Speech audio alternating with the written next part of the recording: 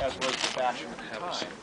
And as she was tending the fire, a gust of wind came along, and as the wind smoke down the chimney, out the fireplace, and under her skirt, and that's what they did. Well, now this, of course, gave the MOV04887 brothers an idea. And they also had an idea related to ballooning.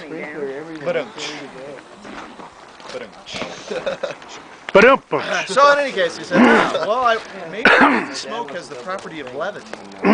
Maybe there's some way we could employ this in a bigger way. And so they thought, what if we made a big globe out of paper?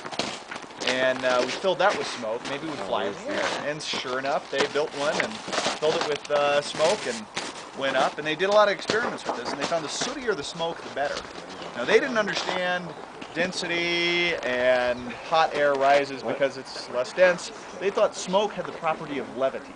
That's because it's what suits you. That's bad fun.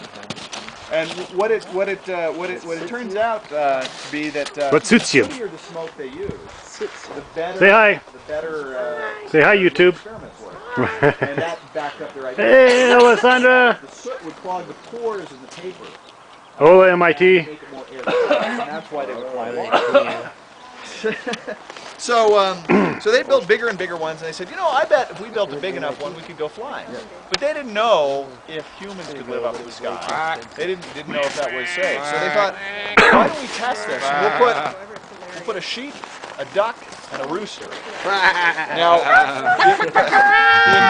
the initial balloon didn't have a basket like we have today. A little more duck and rooster. No, wait.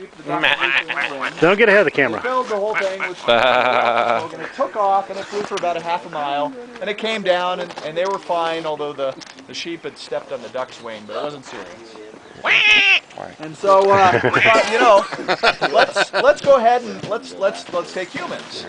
But as there's always, you know, regulatory compliance issues, in that time it was the King of France, and he said, I do not know if it is safe for my subjects to take to the sky in this crazy aerial contraption, but I tell you what, I will get you some prisoners from the Bastille.